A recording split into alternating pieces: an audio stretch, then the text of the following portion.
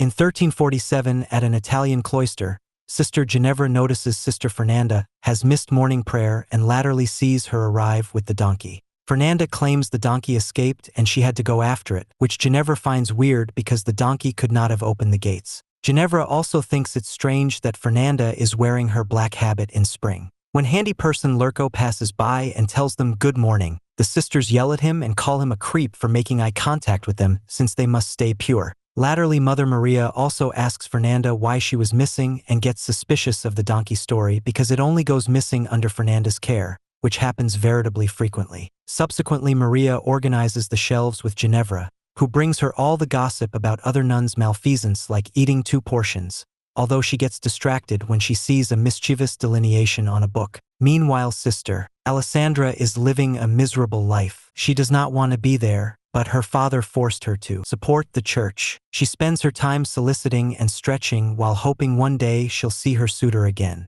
There's little contact with the outside world, and when her father visits, she slightly gets to see him through a essence shade. In the autumn, when the 3 sisters are going down the road, Lurco sees them walk by and Fernanda starts yelling at him again for looking, followed by Ginevra throwing turnips at him. At first, Alessandra is shocked, but also she starts yelling cuts too and breaking Lurco's effects as a way to deal with her inner frustrations. Poor Lurco can only stay down on the ground as the 3 girls take it out on him, sticking on him and calling him a Jew. Eventually, latterly, Father Tommaso is leaving the cloister to vend the embroidery in city, and Lurco approaches him to explain he's tired of being manhandled, so he quits. In a castle not far from there, Lord Bruno discovers that his woman is sleeping with the menial Macedo. As soon as Bruno enters the room, Macedo escapes through the window and runs back to the menial's diggings, where he pretends to be asleep. Bruno decides to cut a piece of Macedo's hair to identify him in the morning, not wanting to make a scene in frontal of the others. After Bruno leaves, Macedo uses the same cutter to cut a piece of hair from every single menial in the room. The coming morning, nothing understands what happened and Bruno cannot do anything except tell everyone to get a proper hairstyle. Eventually, latterly, Bruno's woman approaches Macedo, wanting to continue their affair. Macedo tries to ignore her, but she forces him to kiss her. This is seen by Bruno, who sends the guards to kill Macedo. Alarmed, the menial incontinently runs down and manages to lose the guards by entering the timber. Near the swash, he finds Tommaso, who rather of dealing the embroidery, he's gotten drunk and accidentally dropped all the fabrics in the water. Macedo helps him recoup many effects and put the wane back together, so Tommaso thanks him by offering a place to stay the night.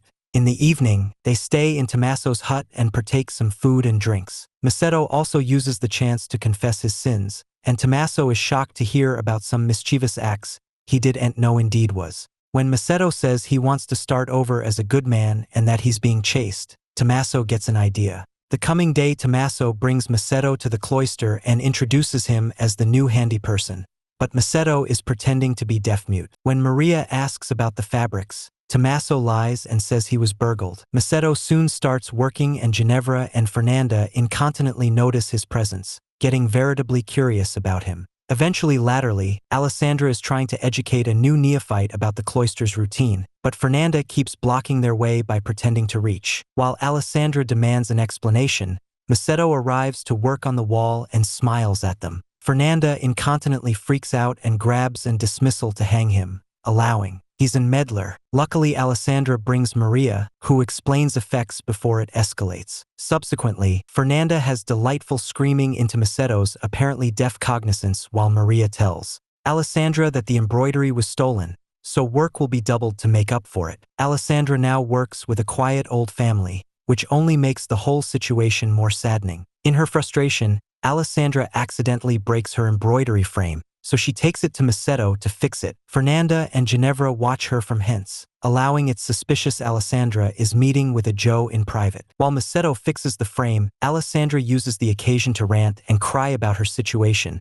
which Macedo finds annoying, but he has to pretend he can't hear her. Latterly, in the autumn, it's time for concession. Ginevra is nervous and tells Father Tommaso that she ate a turnip from the theater without participating before eventually confessing she's been having impure studies. When it's Fernanda's turn, she tries to copy Ginevra's concession, so Tommaso has to scold her for observing on them and for missing the prayers with the same jackass reason. Still, Fernanda insists she has no other sins. That night, Fernanda helps her friend Marta skulk into the cloister. They steal the mass wine and take it to Alessandra's room, where they move her to get drunk together. They've so important fun that they get too loud and Ginevra comes over to complain, but they just drag her in and make her drink with them. Ultimately, Marta makes Alessandra and Ginevra admit they've no way been with a man, so she shares some stories of how awful it is, including the detail of using the factory belladonna to be more seductive. After Alessandra falls asleep, Fernanda and Marta start kissing and try to bring Ginevra into it. Ginevra protests, so Fernanda takes her to her room, only to end up spending the night together. The coming day, Alessandra brings Macedo a handkerchief she exaggerated and uses it to wipe his sweat. She also helps him with the gardening, which makes her feel hot, so she takes off her robe. The moment gets tense. Also, suddenly they start kissing, which prompts Macedo to push Alessandra on the ground to do the dirty. At that moment, the bell starts ringing and Alessandra gets spooked, so she pushes Macedo and runs down. Latterly, during the prayers, Fernanda notices Alessandra has dirt under her nails. Subsequently, Ginevra and Fernanda are doing the washing and Ginevra tries to bandy what they did last night, but Fernanda shuts her up. Also, Alessandra comes by to wash her robe, which the others find suspicious because she no way washes anything. After explaining she got it dirty with Macedo, she hears how important work washing is and decides to leave the robe for Ginevra to do it rather. Once Alessandra is gone, a jealous Fernanda leaves too, saying she'll clean the basement. Ginevra finishes the washing alone, but when she checks the basement, Fernanda isn't there. Meanwhile, Fernanda meets with Marta, who makes a potion with belladonna and applies it to Fernanda's eyes to make them dilate. They also use a bit of blood to add some color to her cheeks. Behind the shops, Ginevra watches utmost of the process. Also, Marta and Fernanda find Macedo and use a cutter to make him do the dirty with both of them at the same time. While they've fun, Ginevra finds the pot of belladonna and comes looking for them, but they're formerly done and playing innocent. Ginevra prodigies if their night together meant anything to Fernanda, who says it was just for fun and asks Ginevra to forget about it. Latterly in the evening, Macedo tells Tommaso that he's truly enjoying his time then and plans on staying for a long time. They're suddenly intruded by Maria, so Macedo snappily hides while Tommaso takes her down on a walk. The coming day, while Maria and Tommaso admit the bishop for an examination, Macedo crawls through a window to skulk into Alessandra's room and do the dirty. While they're in the middle of it, the old coadjutor family comes by and doesn't indeed notice them, but Tommaso sayn't help cursing when he sees her. Alessandra is shocked to hear him speak, but before she can defy him about it, they hear people coming. Tommaso hides under the bed while Alessandra rushes to work, fixing her clothes the stylish she can.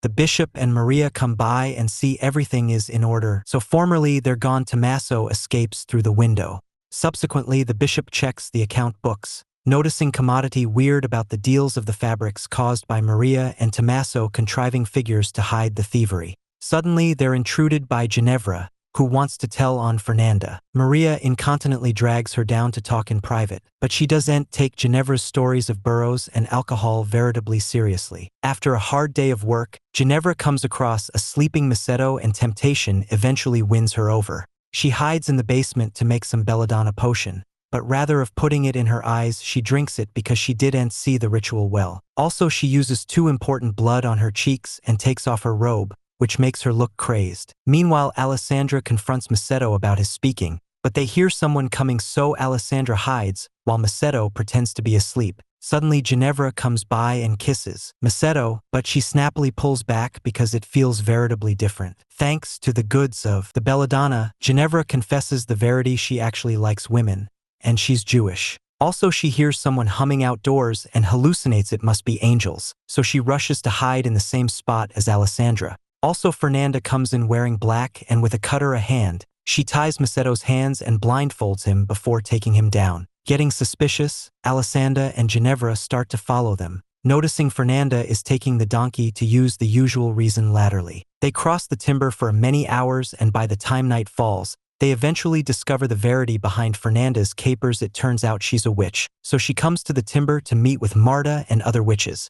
Now they're dancing around the fire with nearly no clothes on, and Macedo is being prepared for a fertility ritual. Pleased by what she sees, Ginevra takes her clothes off and runs to join the dancing while Fernanda sits on Macedo, ready to immolate him. Macedo decides to talk to ask for mercy, and Fernanda thinks they cured him, but Marta just gags him and gets the cutter ready. At that moment, the dancing stops when the witches eventually notice Ginevra, who starts scarifying and causing a scene because she's still under the goods of the belladonna. Marta tries to stop her, but Ginevra attacks her, making them fall to the ground to fight. After some struggle, Ginevra manages to knock Marta out while Alessandra uses the chance to stop Fernanda and free Misetto. Also, the sisters demand an explanation for his falsehoods, but get intruded when Ginevra runs down with the donkey. Moments laterally, Ginevra is back at the cloister, where she starts yelling and pounding on every door to wake everyone up. The bishop finds her first, and she starts telling everything she saw while he tries to calm her down.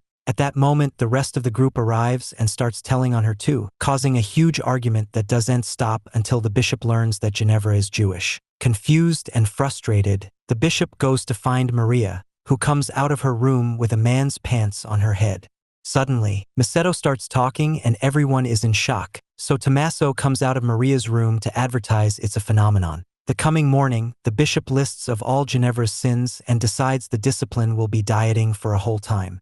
Still, he realizes that will kill her out of hunger, so rather it's decided she'll skip lunch every day for a time. Next, he judges Alessandra and points out her father will be disappointed, which has Alessandra soliciting for mercy. When it's Fernanda's turn, she easily doesn't care and keeps rolling her eyes at the bishop's scolding. Incipiently, he judges Maria, who keeps sharing looks with Tommaso while the bishop speaks. In the end, the bishop decides to take Tommaso's priesthood and shoot him down to a friary. Tommaso tries to say a final heartful farewell to Maria, but the bishop kicks him out. Soon a new clerk comes to the cloister, and a really old man is chosen to avoid trouble. This only makes it annoying because his hands shake during fellowship. The bishop also makes sure to eventually baptize Ginevra. Latterly, the sisters apologize to each other and wonder what will be to Misetto. Meanwhile, Misetto has been transferred back to Bruno, who has disassociated his infidelity woman and married again. Bruno keeps Misetto in a cell, explaining that rather of executing him, he'll keep him alive to beget him pain for as long as possible. After Bruno is gone, Misetto tries to move the guards to free him, but they just laugh at him. Suddenly, a mysterious person leaves a turtle with a candle on its shell near the door. The guards are so fascinated by it that they start following it, and formerly they're out of sight. The sisters come in to free Misetto, leaving a doll in the cell in exchange. They also give him a cutter and his own habit so he can dress up and hide with them in the cloister. When the guards come back, they don't notice the internee is a doll. Also, the group is running through the timber and notices the cloister's donkey on the ground. Turns out Maria is using Fernanda's donkey plan to meet Tommaso in secret, sharing kisses under the moonlight. Thanks for watching and don't forget to subscribe.